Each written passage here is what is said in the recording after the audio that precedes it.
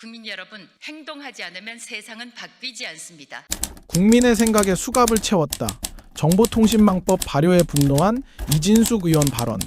앞에 기자회견이 수년이 돼서 지금 시작하게 됐습니다. 민주주의는 어둠 속에 죽는다. 민주주의는 어둠 속에서 죽는다. Democracy dies in darkness. 이게 워싱턴 포스트의 유명한 슬로건입니다. 지금 이재명 정권 또 그리고 입법부를 장악하고 있는 민주당은 대한민국의 민주주의를 숨쉬지 못하게 만들고 있습니다. 오늘 정보통신망법이 오늘부터 발효되기 시작했습니다. 저도 사실 이 자리에 오기까지 오늘 이야기하는데 혹시 내가 말하는 것이 정보통신망법에 저촉이 되지 않을까, 국회의원 신분인 저도 우려를 하는 판에 일반 국민들, 일반 시민들은 또 어떻겠습니까? 그렇지 않아도 지금 이 정권은 소위 곳곳에서 입틀막을 시도를 하고 있습니다. 입을 틀어막는 시도가 곳곳에서 벌어지고 있는데, 단적인 예로 최근에 있었던 배재고등학교 사태입니다. 그것과 관련해서 가자 스타벅스 가자, 이 문제를 제가 잠깐만 설명을 해드리겠습니다. 이 발언이, 이 응원가가 잘못됐다고 해서 배재고등학교 야구 부원들을 6개월 출전 정지를 시켰죠. 그런데 가만히 따지고 보면 여러분, 가자 스타벅스 가자, 또 그 옆에서 탱크데이라는 발언이 들렸다고 하는데, 이것이 5.18을 모욕한다고 대법원에서 확정 판결이 났습니까? 여러분, 가자 스타벅스 가자, 이것이 5.18을 모욕한다고 누가 판정을 내렸죠? 저는 한 번도 들어본 적이 없습니다. 한 개별 기업에서 홍보 관련해서 벌어진 일입니다. 그러나 스타벅스라는 이 개별 기업의 이름이 5.18을 모욕한다고 어느 누구도 확정 판단 판결을 하지 않았습니다. 그럼에도 불구하고 위원회는 배재고등학교 야구 부원들에게 6개월간 출전 금지를 시켰는데, 심지어 이 학생들에게 5.18을 모욕할 생각이 있었느냐 질문을 하거나 소명할 기회도 주지 않은 것으로 알고 있습니다. 그리고 누가 무슨 권리로 이 학생들에게 가자 스타벅스 가자라는 이 표현이 5.18을 모욕할 생각이 있었니? 라고 물어볼 권한을 누가 가지고 있습니까? 단지 응원을 하면서 그 표현을 했던 것뿐인데, 탱크데이라고 발언한 것도 있었다고 하지만, 누가 어떤 권리로 이 학생들에게 너는 또 당신은 5.18을 모욕할 생각이 있었니? 라고 물어볼 권리가 있습니까?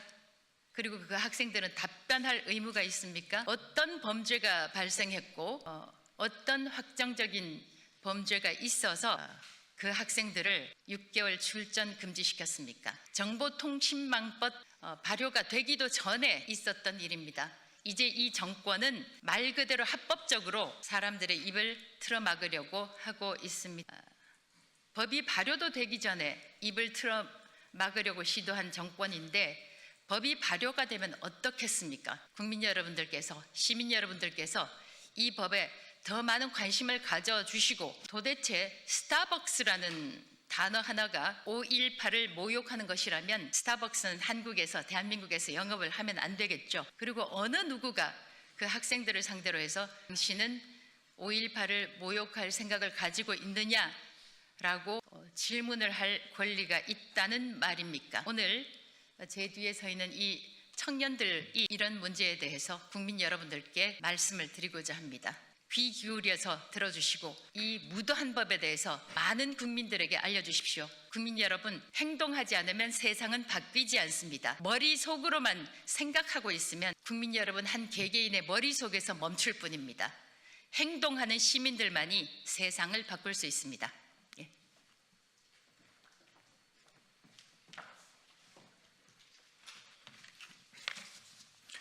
예, 안녕하십니까.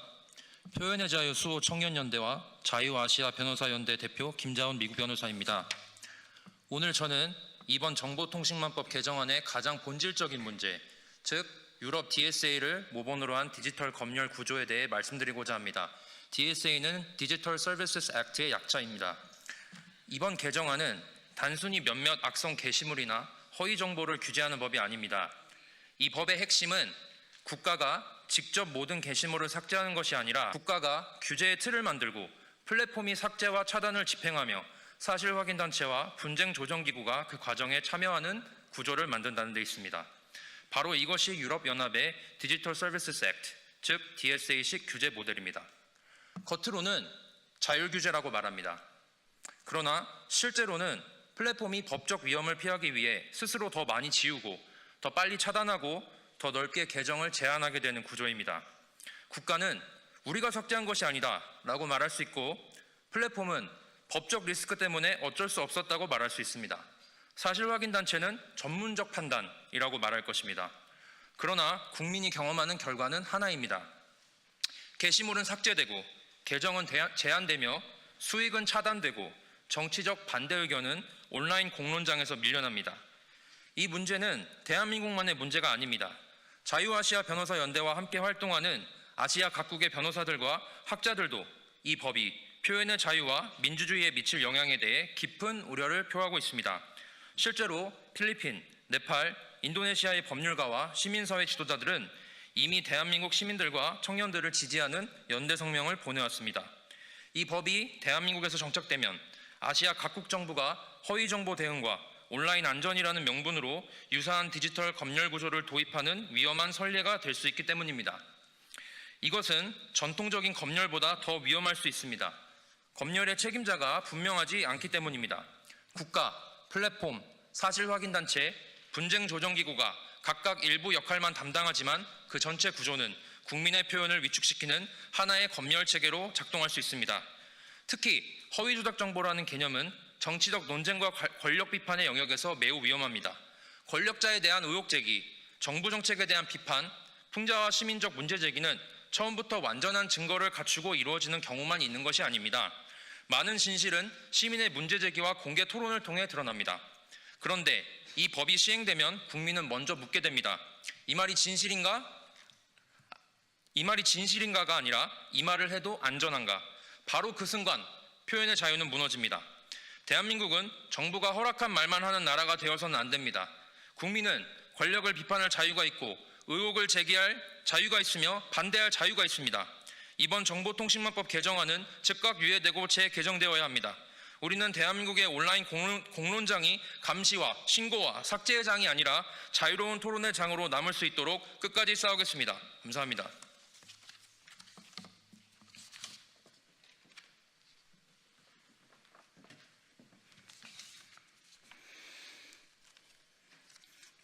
이 법은 허위 조작 정보라는 새로운 규제 개념을 만듭니다.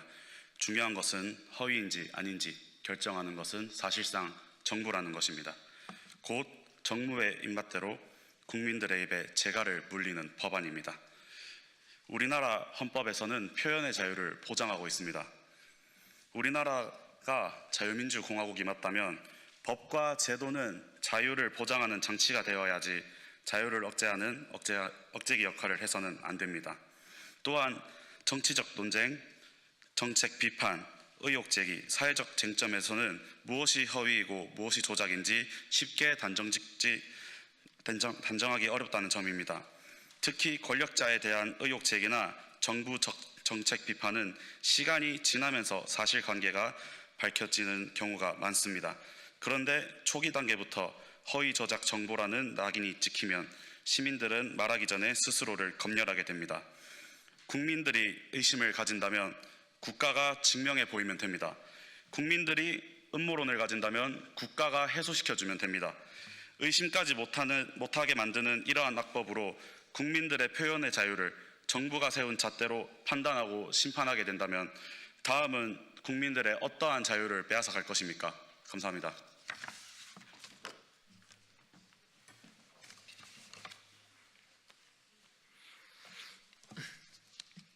세 번째는 혐오, 차별, 선동 정보를 불법 정보로 규정하는 내용입니다. 저는 앞으로 대한민국을 살아갈 한 명의 청년으로서 이 부분이 가장 걱정됩니다. 폭력을 선동하거나 범죄를 부추기는 것은 당연히 막아야 합니다. 하지만 이 법안은 그보다 더 넓은 영역까지 규제할 수 있다는 점에서 우려가 됩니다. 법안에는 증오심을 심각하게 조장한다, 인간의 존엄성을 현저히 훼손한다는 표현이 들어 있습니다. 그런데 이 기준은 너무 모호합니다. 무엇이 비판이고 무엇이 혐오인지 누가 결정하는가?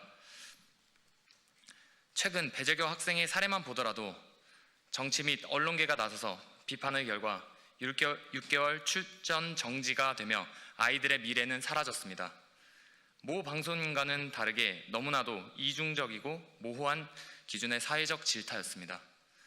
종교에 대한 신념을 말하는 것도, 성과 가족에 대한 가치관을 이야기하는 것도, 교육 정책을 비판하는 것도 누군가는 혐오라고 느낄 수 있습니다. 이렇게 기준이 불명확하면 가장 먼저 입을 닫게 되는 것은 바로 저희와 같은 청년들입니다. 사회에 첫 발을 내딛는 청년들은 원래도 눈치를 많이 봅니다. 취업도 걱정해야 하고 인간관계도 신경 써야 하고 SNS에 글 하나 올리는 것조차 조심스러운 시대를 살고 있습니다. 그런데 여기에 혹시 이 말도 문제가 되는 건 아닐까라는 두려움까지 더해진다면 청년들은 더 이상 자신의 생각을 말하기보다 침묵하는 것을 선택하게 될 것입니다. 하지만 대한민국의 미래는 침묵하는 청년이 아니라 자유롭게 질문하고 토론하는 청년만이 만들어갑니다. 민주주의는 모두가 같은 생각을 하는 사회가 아닙니다. 생각이 다르더라도 자유롭게 말하고 서로 토론하며 더 나은 답을 찾아가는 사회입니다. 오늘 내가 동의하지 않는 사람의 말이 막힐 수도 있습니다. 하지만 내일은 바로 우리 청년들의 목소리가 같은 이유로 막힐 수도 있습니다.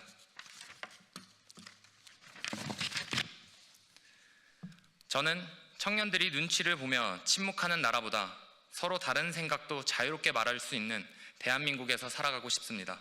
그래서 폭력은 분명히 막되 표현의 자유까지 위축시키는 모호한 기준만큼은 반드시 신중하게 다시 살펴봐야 한다고 생각합니다.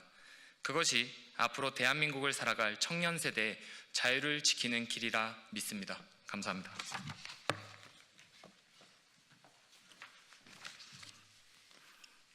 네 번째는 최대 5배 가중 손해배상에 대한 내용입니다. 이 내용은 불법 정보 또는 허위 조작 정보 유통에 대해 인정 손해액의 최대 5배까지 가중 손해배상 책임을 지을 수 있게 합니다. 문제는 이 조항이 권력에 대한 비판과 공익적 의혹 제기까지 위축시킬 수 있다는 점입니다. 특히 청년들에게 이 문제는 결코 가볍지 않습니다. 우리는 학교에서 정의와 공정을 배웠고 이제 막 사회에 나와 그것을 실천하려 하고 있습니다. 그런 청년이 공공기관의 예산 낭비 의혹이나 행정 문제를 지적했다가 표현의 일부가 부정확했다는 이유로 거액의 소송에 직면한다면 어떻게 되겠습니까? 어떤 청년들이 그 위험을 감수하며 사회가 올바르게 돌아가는지 지켜보려 하겠습니까? 청년이 침묵하는 사회는 결코 발전할 수 없습니다. 그리고 이것은 비단 청년들만의 문제가 아닙니다. 시민활동가, 언론인, 평범한 시민 누구든 최대 5배 손해배상의 위험 앞에서는 자유롭게 목소리를 내기 어렵습니다. 표현의 자유는 형사처벌로만 위축되는 것이 아닙니다. 감당하기 어려운 경제적 위험만으로도 시민들의 입은 충분히 닫힐 수 있습니다. 허위 정보는 반드시 규제되어야 합니다. 그러나 시민의 정당한 감시와 비판까지 함께 얼어붙게 해서는 안 됩니다. 감사합니다.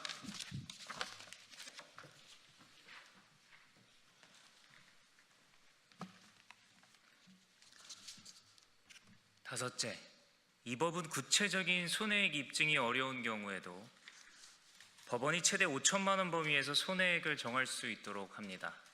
온라인 표현으로 인한 손해는 본래 그 발생과 범위를 입증하기 어려운 경우가 많습니다. 그런데 그 어려움을 이유로 법원이 상당한 금액을 정할 수 있게 하면 표현자는 예측하기 어려운 금전 책임을 부담하게 됩니다. 결국 시민들은 혹시 손해배상 당하면 어쩌나 라는 두려움 때문에 정치적인 의견 표명 자체를 피하게 될 수 있습니다. 이로 인해 표현의 자유가 심각하게 제한받을 수 있습니다. 특히 이 조항의 무게는 청년들에게 결코 가볍지 않습니다. 아직 사회적 기반과 경제적 여력이 충분하지 않은 청년 세대에게는 최대 5천만 원이라는 배상 가능성은 단순한 리스크가 아니라 발언 자체를 포기하게 만드는 실질적인 진입장벽이 됩니다. 더욱이 기성 언론사나 정당에는 법무팀과 조직적인 대응 자원이 있지만 정치적 의견 하나 남기고 싶어 하는 평범한 청년에게는 그런 안전장치가 전혀 없습니다. 댓글 하나, 게시물 하나에도 법적인 다툼과 거액의 배상 가능성을 감당해야 한다면 결국 법률 자문을 구할 여력이 있는 사람만 자유롭게 말하고 평범한 청년은 침묵하는 불평등한 여론장이 만들어질 수밖에 없습니다.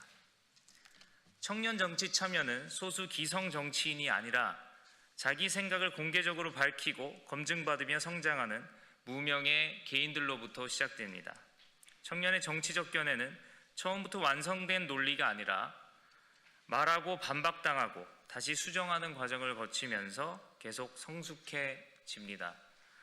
그런데 이 법은 바로 그 출발선에 선 청년들에게 말 한마디에 인생이 걸릴 수 있다라는 공포를 심어주며 시행착오를 통해 성장할 기회 자체를 빼앗습니다. 저희는 이것이 특정 세대를 겨냥한 조항이 아니라 할지라도 그 실질적인 효과에 있어서 청년의 정치적 목소리를 가장 먼저, 가장 크게 짓누르는 조항이 될 것이라 확신합니다.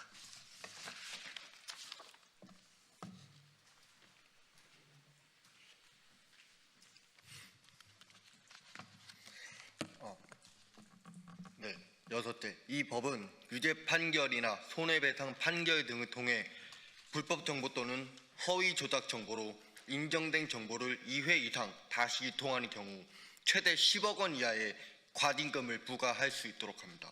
문제는 온라인에서는 동일하거나 유사한 정보가 기사, 영상, 캡처, 카드뉴스, 댓글 형태로 반복 유통되기 쉽다는 점입니다. 또한 어떤 정보가 판결로 확정되었다는 사실을 모든 이용자가 알기는 어렵습니다. 이 조항은 언론, 유튜버, 시민단체, 온라인 커뮤니티 운영자에게 강력한 위협이 될 수 있습니다. 최대 10억 원이라는 과징금은 표현을 바로잡는 수준을 넘어 비판적 담론 자체를 봉쇄하는 수단이 될 수 있습니다. 지금부터 왜 이 조항이 민주주의의 근간인 표현의 자유를 심각하게 위협하는지, 그리고 우리의 일상적인 온라인 활동을 어떻게 위축시킬 수 있는지 그 이면을 하나하나 해부해 보겠습니다. 가장 먼저 짚고 넘어가야 할 것은 최대 10억 원이라는 과징금의 규모입니다.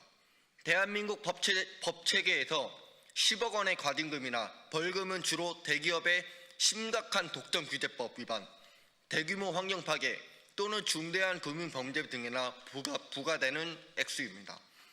그런데 이를 정보의 반복 유통이라는 행위에 적용하겠다는 것은 사실상 경제적 사용 선고나 다름없습니다. 원래 과징금이란 불법적인 행위로 얻은 경제적 이익을 환수하기 위해 행정 제재입니다. 하지만 온라인에서는 정보를 리트윗하거나 커뮤니티에 글을 퍼나르는 행위로 개인이 얻는 경제적 이익이 과연 얼마나 될까요? 대부분의 이용자는 금전적 이익이 아니라 공분, 정보 공유 혹은 단순한 재미를 위해 정보를 유통합니다.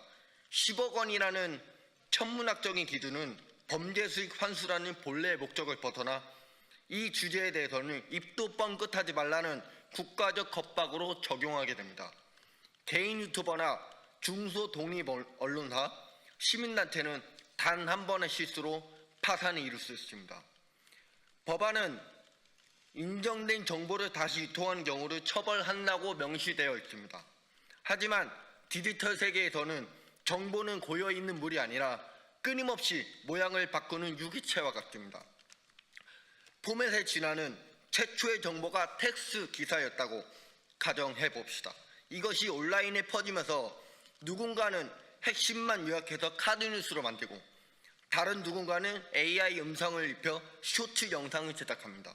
또 다른 이용자는 이를 캡처하여 밈으로 소비하거나 게시물의 댓글로 인용합니다. 어디까지가 동일한 정보인가? 법원은 이 수많은 변형물 중 어디까지를 법원이 금지된 바로 그 정보로 규정할 수 있을까요? 첫 번째, 원문은 그대로 복사해서 붙여넣기만 한 것만 처벌할 것인가? 두 번째, 내용의 80%만 유사해도 처벌할 것인가? 세 번째, 해당 허위 정보를 비판하기 위해 인용한 게시물도 기계적인 필터링에 의해서 처벌 대상이 될 것인가? 이러한 모호성은 결국 법 집행기관의 자의적인 해석을 낳게 됩니다. 코에 걸면 코걸이, 귀에 걸면 귀걸이, 식의 처벌이 가능해지며 이는 필연적으로 법적 안정성을 크게 훼손합니다. 더욱 심각한 문제는 일반 대중은 특정 정보가 법원의 확정 판결을 받았다는 사실을 실시간으로 알 길이 없다는 점입니다. 우리가 매일 접속하는 포털 사이트나 SNS의 현재 법원에 의해 허위로 판결난 정보 리스트가 팝업으로 뜨지 않습니다. 3년 전에 법원에서 허위로 판결난 어떤 정치인의 스캔들이나 기업의 비리 의혹을 오늘 처음 인터넷에서 접한 평범한 직장인이 그것에 분노해서 자신의 SNS에 공유했다고 가정해 보겠습니다. 이 직장인은 과연 악의적인 가짜뉴스 유포자인가요? 아니면 단순히 뒤늦게 정보를 접한 선량한 시민입니까? 법적으로 판결이 확정되었다는 이유만으로도 그 사실을 인지하지 못한 채 정보를 유통한 사람에게까지 중징계를 내리는 것은 현대판 연좌대이자 정보통제입니다. 국가는 국민에게 모든 판결문을 외우라고 단이라고 강요할 수 없습니다. 만약에 이 조항이 통과될 경우 가장 먼저 반응하는 곳은 네이버, 카카오, 구글, 메타와 같은 거대 플랫폼 기업들일 것입니다. 플랫폼 기업들은 자사 서비스 내에서 불법 정보가 유통되어 규제기관의 철퇴를 받거나 연대 책임을 지는 것을 매우 꺼려합니다. 따라서 이들은 리스크를 최소화하기 위해서 매우 보수적이고 폭력적인 방식의 알고리즘 검열, 섀도우 배닝을 도입할 것입니다. 키워드 차단은 특정 인물이나 사건과 관련된 키워드가 포함된 게시물은 진위 여부와 상관없이 무통보 삭제되거나 노출이 제한될 것입니다. 사전 검열의 부활은 이는 사실상 헌법이 금지하고 있는 사전 검열이 민간 기업의 손을 빌려 우회적으로 부활하는 것과 같습니다. 자정자격의 상실은 온라인 커뮤니티는 다양한 의견이 충돌하여 스스로 진실을 찾아가는 자정 능력이 있습니다. 그러나 과징금의 공포가 드리워진 곳에서는 토론 자체가 실종됩니다. 진실이든 허위든 논란이 되는 주제 자체를 회피하게 되는 것입니다. 이 조항의 가장 치명적인 부작용은 언론과 시민사회의 권력 감시 기능을 마비시킨다는 것입니다. 역사적으로 위대한 특종이나 내부 고발은 처음에는 기득권이나 법원에 의해 배척당하는 경우가 많았습니다. 만약 어떤 기자가 고위공직자의 비리 의혹을 보도했다가 증거 불충분으로 1심에서 명예훼손 유죄 판결을 받았다고 가정해 봅시다. 이는 해당 기자가 새로운 결정적 증거를 찾았습니다. 하지만 이 법안이 존재한다면 기자는 새로운 증거가 있음에도 불구하고 후속 보도를 주저하게 됩니다.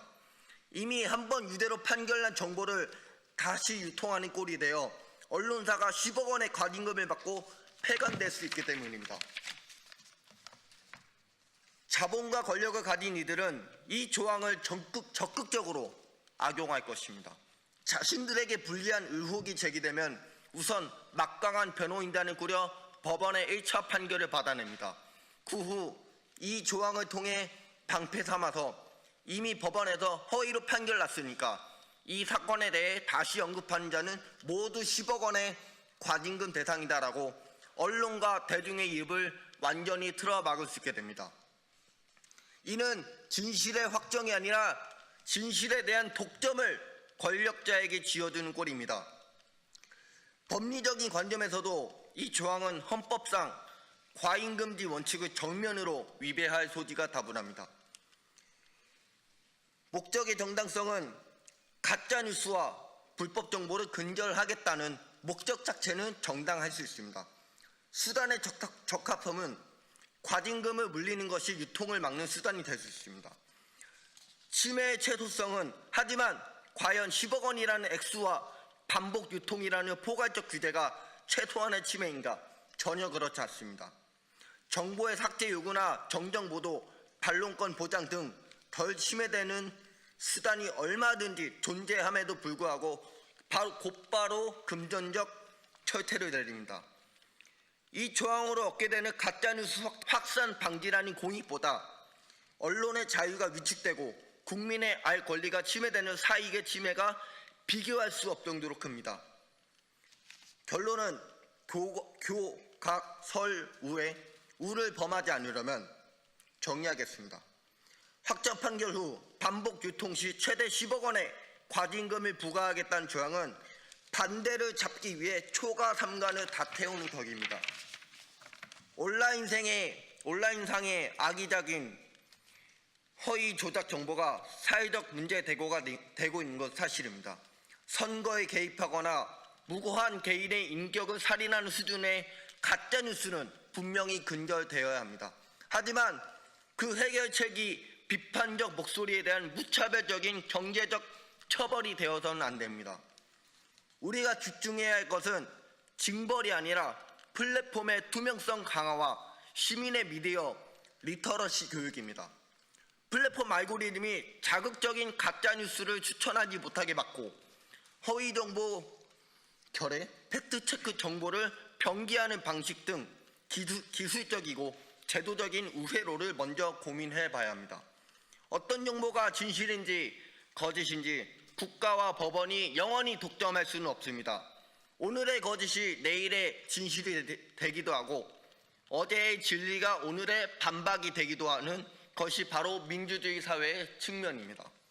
10억 원이란 과징금은 표현을 바로잡는 도구가 아닙니다. 그것은 질문을 멈추게 하고 의심을 처벌하여 결국 비판적 담론 자체를 묵살하는 거대한 재갈이 될 것입니다. 이 조항이 가져올 침묵에 나선 효과, 스파이럴 오브 사일런스, 우리는 결코 가볍게 여겨서는 안 됩니다.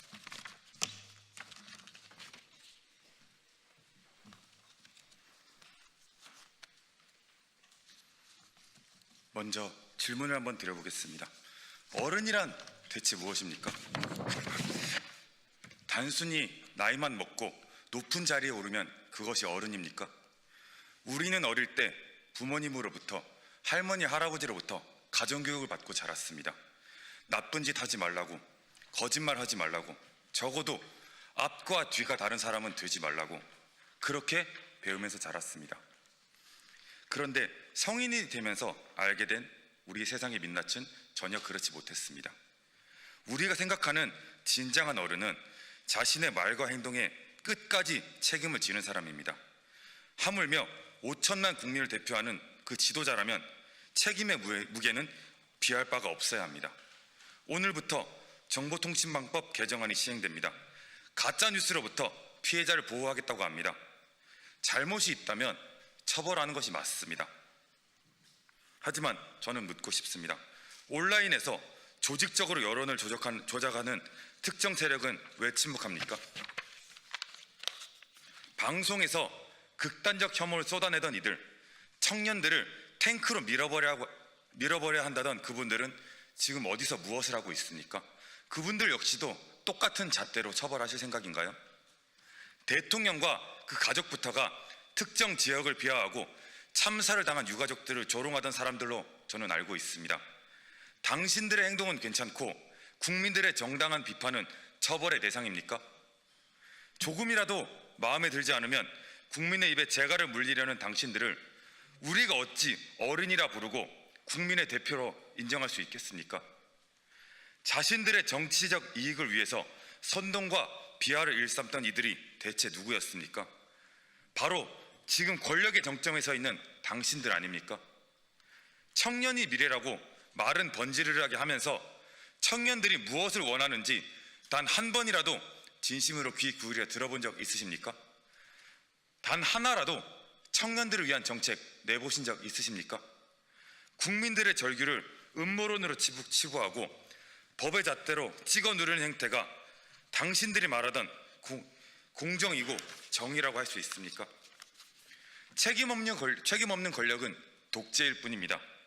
자신이 뱉은 말조차 책임지지 못하는 사람, 형평성을 상실한 고무줄 잣대로 국민들을 통제하려는 당신은 우리의 대표가 될 자격이 없습니다.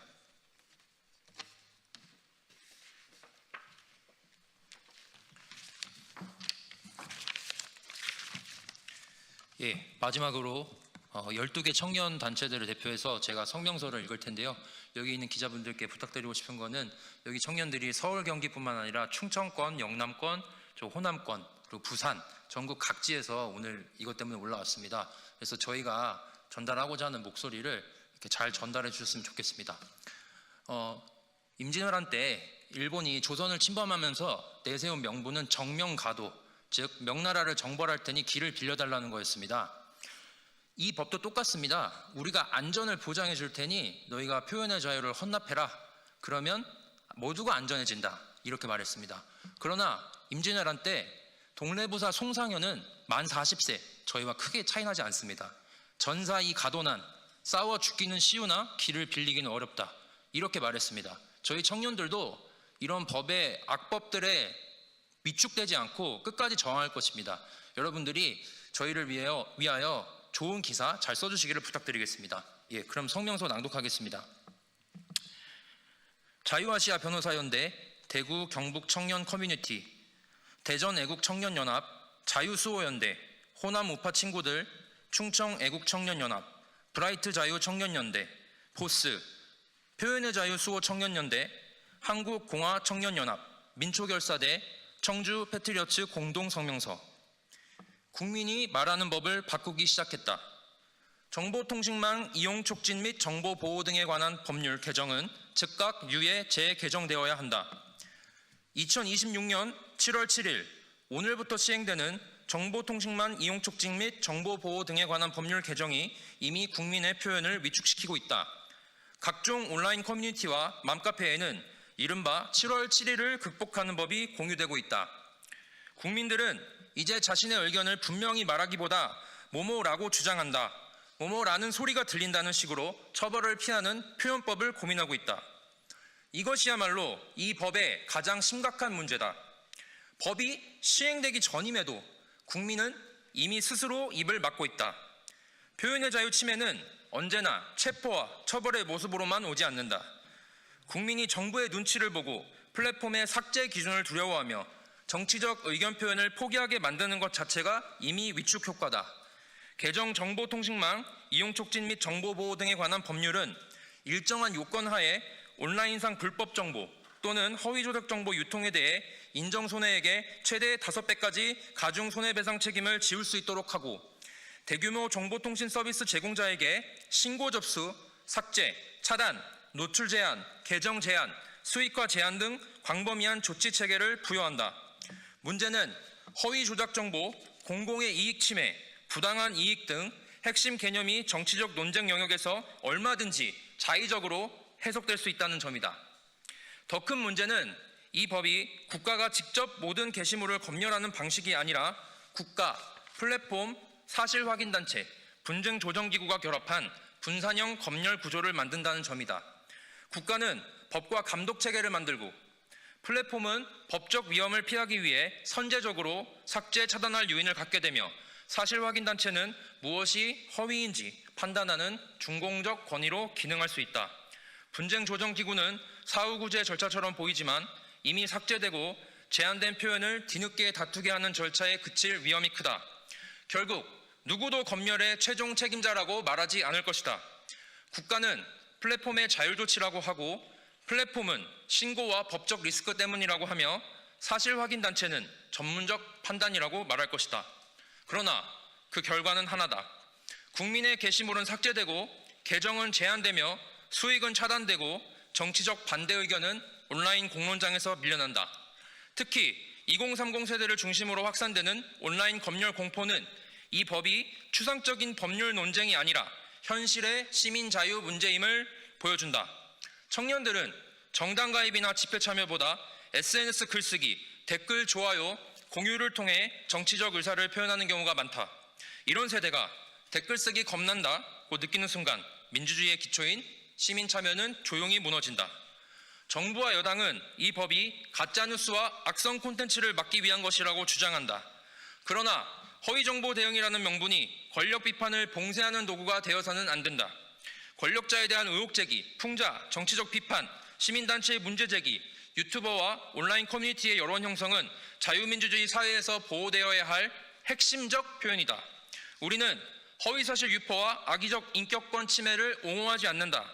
그러나 이미 명예훼손, 모욕, 개인정보 침해, 업무방해, 민사상 손해배상 등 기존 법체계가 존재한다.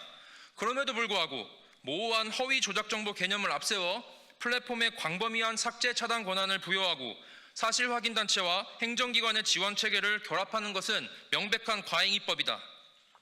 국민은 정부가 허락한 말만 할 수 있는 존재가 아니다. 국민은 권력을 비판하고 의혹을 제기하고 풍자하고 반대할 자유를 가진다. 표현의 자유는 정권에 유리한 말, 무난한 말, 논쟁 없는 말만 보호하는 자유가 아니다. 불편한 말, 날카로운 말, 권력자가 듣기 싫어하는 말까지 보호하기 위한 자유다. 이에 자유아시아 변호사연대, 대구 경북 청년 커뮤니티, 대전 애국 청년연합, 자유수호연대, 호남 우파 친구들, 충청 애국 청년연합, 브라이트 자유청년연대, 보스, 표현의 자유 수호 청년연대, 한국공화청년연합, 민초결사대, 청주 페이트리어츠 등 12개 청년단체는 다음과 같이 요구한다. 첫째, 정부와 국회는 2026년 7월 7일 오늘부터 시행되는 정보통신망 이용 촉진 및 정보보호 등에 관한 법률 개정의 시행을 즉각 유예하라.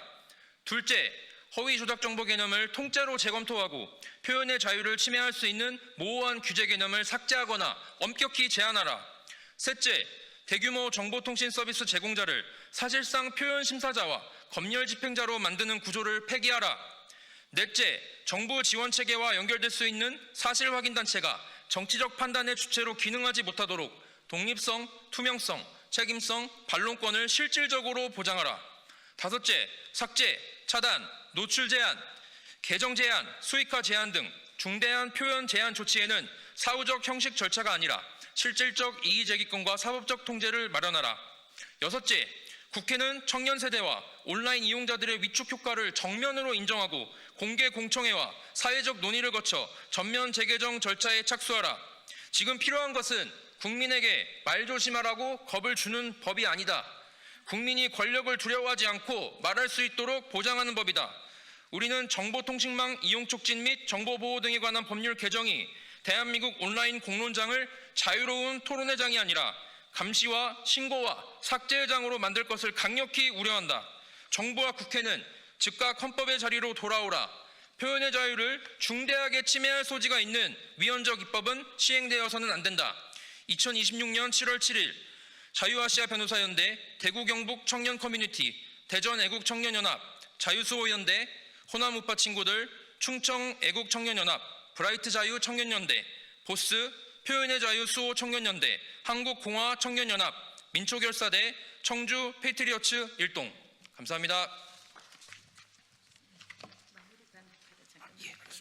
생각에 사실상 수갑을 채우는 일을 벌였습니다. 모두 발언에서 말씀드린 대로 배재고등학교 야구 부원들 응원가에서 그들이 어떤 생각을 했는지 확정되기도 전에 질문을 하기도 전에 그들은 6개월간 경기 출전 금지 징계를 내렸습니다. 생각의 징계를 내리고 그 생각의 내용이 뭔지 파악하기도 전에 그들은 사실상 징계와 중징계와 수갑을 채운 꼴입니다. 정보통신망법이 시행되기도 전에 이런 짓을 벌였다면 이 법이 시행되고 나면 어떻게 될 것입니까?